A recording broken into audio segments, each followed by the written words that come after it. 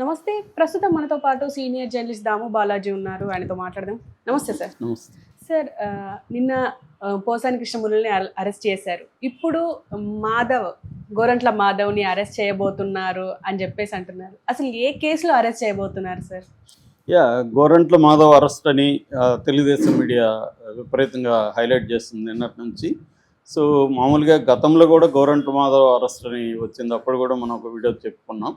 So Gorantla Madhav అంటేనే వివాదాస్పద వ్యక్తుల్లో ఒకడు. అనంతపురం జిల్లాలో ఉమ్మడి అనంతపురం జిల్లాలో ఇద్దరు ఎంపీలు ఉంటే గోరంట్ల మాధవ్ అండ్ తలారి రంగయ్య. తలారి రంగయ్య ఏమో విపరీతమైన మంచి పేరు ఉంది ఆయనకి.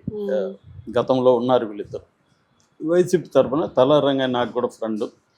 ఆయన గ్రూప్ 1 ఆఫీసర్గా ఉన్నాడు. వెరీ జెంటిల్ మ్యాన్, ఐడియలిస్టు, ప్రజలకి ఏదో చేయాలనుకునే వ్యక్తి. ఇద్దరు కూడా బోయ కులం నుంచి వచ్చిన వాళ్ళే, బీసీ అక్కడ. అయితే తలారి రంగయ్య కూడా ఆఫీసర్గా ఉండి కూడా ఆయన కూడా ఎస్ఐగా కూడా పనిచేశాడు తలారి రంగయ్య ఫస్ట్లో. తర్వాత గ్రూప్ 1 ఆఫీసర్ అయ్యాడు. ఇంకా 14 ఇయర్స్ సర్వీస్ ఉన్నాగా వదులుకొని ఈ ఫీల్డ్లోకి వచ్చాడు. ఆయనకి ఇప్పటికి కూడా సింపతి ఉంది, మంచి పేరు ఉంది ఆయన ఓడిపోయినా కూడా. ఆయన అదే సమయంలో గోరంట్ల మాధవ్ ఇతను సీఏగా ఉన్నాడు కదిర్లో. ఫస్ట్ నేను ఇతన్ని పేపర్లో చూసి చాలా కోపం వచ్చింది ఇతని మీద. ఎప్పుడంటే నోట్ల బ్యాన్ రద్దీ జరిగినప్పుడు ఏటీఎంల దగ్గర క్యూలు ఉండేవి కదా, అలాంటి క్యూలో ఉన్న ఒక వ్యక్తిని ఇతను దారుణంగా పబ్లిక్గా కొట్టాడు. ఎవర్రా వీడియో అని నేను అప్పుడు చూసి షాక్ అయ్యాను. ఇతను ఇంత క్రూయల్ ఫిలోగా ఉన్నాడే అనిపించింది ఇతను చూసి. పైగా అతను కూడా ఉద్యోగి, పనిచేస్తున్నాడు. అతను తప్పేమీ లేదు. అతి దారుణంగా పబ్లిక్గా పెద్ద కర్ర తీసుకొని ఇతను కొట్టాడు అనమాట. అంటే కొంతమంది ఇటువంటి సిఐలు ఎస్ఐలు ఏంటంటే వీళ్ళు తమ వీరోచిత ప్రదర్శనని అమాయకుల మీద ప్రదర్శించి తాము గొప్పోళ్ళు అనుకునే ఒక మెంటల్ డిజార్డర్ ఉంటుంది వీళ్ళకి. సో అటువంటి డిజార్డర్ ఇతనికి ఉందనిపించింది నాకు. ఆ తర్వాత జేసీ దివాకర్ రెడ్డిని ఇతను చాలా తీవ్రంగా మాట్లాడాడు. అప్పుడేమో ఇట్లాంటి వాళ్ళ వల్ల ఏమవుతుందంటే కొంతమందికి పేరు హీరోగా కూడా ఉంటారు ఇలాంటి వాళ్ళు.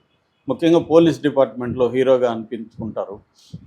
తర్వాత అపోజిషన్లో తెలుగుదేశం వాళ్ళని కొట్టారు కాబట్టి వైసీపీలో ఇతను హీరో. అప్పటికి ఇంకా వైసీపీలో జాయిన్ అవ్వలే. సో అలాగా కొద్దిగా పేరు వచ్చేసింది ఇతనికి, బాగా పాపులారిటీ వచ్చింది. ఎందుకంటే జేసీ దివాకర్ రెడ్డి లాంటి వాళ్ళని ఇతను ఛాలెంజ్ చేసి కొడతాను చంపుతాను అన్న స్థాయిలో బెదిరించగలిగాడు అంటే ఇతనికి ఇది వచ్చింది. అంటే ఒక డేరింగ్ నేచర్ ఉంది అన్న ఫీల్ జనాలకు వచ్చింది. దాని తర్వాత జగన్ ఏం ఆలోచించాడంటే ఇక్కడ బోయా కమ్యూనిటీ ఎక్కువ ఉంది కాబట్టి వీళ్ళకి ఇస్తే సీట్లని ఇద్దరికి కూడా ఆ యాంగిల్లో ఆలోచించాడు జగన్. సో అలా ఆ యాంగిల్లో ఆలోచించి అతనికి బోయా కమ్యూనిటీ నుంచి ఇతను కొంత జేసీ దివాకర్ రెడ్డిని ఎదిరించడం ఇవన్నీ ఉన్నాయి కదా అని మాటిచ్చాడు. అతన్ని ఎన్నుకున్నాడు. అది జగన్ చేసిన మిస్టేక్. ఇతని క్యారెక్టర్ ఏంటి, ఇతను ఎలాంటి వాడు అనేది స్టడీ చేయకుండా గెలుపు ఆధారంగానే ఇచ్చేశాడు. ఇచ్చిన తర్వాత ఇతను ఇంకా రెచ్చిపోయాడు ఎంపీ అయినాక. నిజానికి అది అతను కల్లో కూడా ఊహించని ఇది. ఒక సీఏగా ఉన్న అతనికి ఎంపీ సీట్ రావడం, గెలవడం, అది కూడా జగన్ వేవ్లో గెలిచారు వీళ్ళు. గెలిచినప్పుడు దాన్ని నిలబెట్టుకొని ఉండాల్సింది అతను. కానీ అది చేయకుండా ఏం చేశాను, రకరకాల పిచ్చి పనులు చేయడం, చాలా బూతులతో మాట్లాడడం, పార్లమెంట్లో రఘురామకృష్ణరాజుని డైరెక్ట్గా బెదిరించడం, తర్వాత కియా పరిశ్రమ వాళ్ళని బెదిరించి డబ్బులు అడగడం, ఇవన్నీ కూడా అతని మీద ఆరోపణలు వచ్చాయి. అన్నిటికంటే కూడా అతను బాగా అన్పాపులర్ అయింది ఒక అమ్మాయితో న్యూడ్ కాల్ మాట్లాడడం, వాట్సాప్లో వీడియో కాల్. మామూలుగా ఏంటంటే అది ట్రాప్ జరుగుతుంటారు, నాకు కూడా వస్తుంటాయి మెసేజ్లు, are you ready for video call అని. సో మామూలు వాళ్ళు టెంప్ట్ అయితే అర్థం ఉంది. ఒక ఎంపీగా ఉన్న వ్యక్తి జాగ్రత్తగా ఉండాలి కదా. అది తెలుగుదేశం వాళ్ళే ట్రాప్ వేశారని మళ్ళీ విమర్శించారు. తెలుగుదేశం వాళ్ళే అవ్వాల్సిన అవసరం లేదు, కానీ తెలుగుదేశంలో కూడా ఇతని మీద ఆల్రెడీ కోపం ఉంది కాబట్టి కొంతమంది మీద నిఘా పెట్టి ఉండొచ్చు. ఏదేమైనా అది బయటకు వచ్చేసింది, అది నీచంగా రికార్డ్ అయ్యి ఇది బయటకు వచ్చింది. అప్పుడైనా జగన్ అతని మీద చర్య తీసుకోవాలి. అతను జగన్ తీసుకోలేదు. సో దానివల్ల కూడా జగన్కి బాగా చెడ్డ పేరు వచ్చింది ఇతని వల్ల. అంటే కొంతమంది వ్యక్తుల వల్ల జగన్కి కూడా చెడ్డ పేరు ఎందుకు వస్తుందంటే జగన్ వీళ్ళని పనిష్ చేయకుండా ఇలాంటి జరిగినప్పుడు కూడా వదిలేయడం వల్ల ఇతను బాగా అన్పాపులర్ అయ్యాడు. ఓకే. అన్పాపులర్ అయినప్పుడు మళ్ళీ టికెట్ అతనికే ఇచ్చాడు. ఎందుకంటే అక్కడ విచిత్రం చూడండి, కులాల్లో కూడా ఎలా ఉంటాయి మన కుల సంఘాలంటే, ఇలాంటి వాళ్ళని ఆ కులం అంతా కూడా సపోర్ట్ చేసింది. హ్మ్. సో ఎందుకు అదే దౌర్భాగ్యం ఏంటంటే కుల సంఘాలు కూడా విధి లేకుండా ఆ నాయకులు పనికిరాడు అయినా వాడికంటే బెటర్ ఆప్షన్ లేదు వాళ్ళకి, కాబట్టి వాళ్ళనే సపోర్ట్ చేయాల్సి వస్తుంది, ఇంకొకరిని చేయలేరు. అలాగా దాంతో వీడికి ప్రజలు అండ నాకు ఉందని చెప్పి ఇంకా రెచ్చిపోయి తెలుగుదేశం నాయకుల మీద వీళ్ళ మీద విపరీతంగా మాట్లాడడం ఇష్టం వచ్చినట్టు. ఒక డీసెన్సీ ఒక సబ్జెక్టుతో మాట్లాడడం ఇది లేదు, ప్రజలకి నేనేం చేశానని చెప్పే పరిస్థితి లేదు. ఆ రకంగా ఇతను కులాన్ని అడ్డు పెట్టుకొని బ్లాక్మెయిల్ చేస్తూ రెచ్చిపోయాడు. సో రెచ్చిపోయి మాట్లాడాడు. ఈ క్రమంలో ఏమైందంటే అతను ఒక వీడియోలో మాట్లాడుతూ ఒక పోక్సో కేసులో ఉన్న అమ్మాయి పేరు చెప్పాడు. ఓకే. మామూలుగా పోక్సో కేసుల్లో విక్టిమ్ పేరు చెప్పొద్దని రూల్ ఉంది.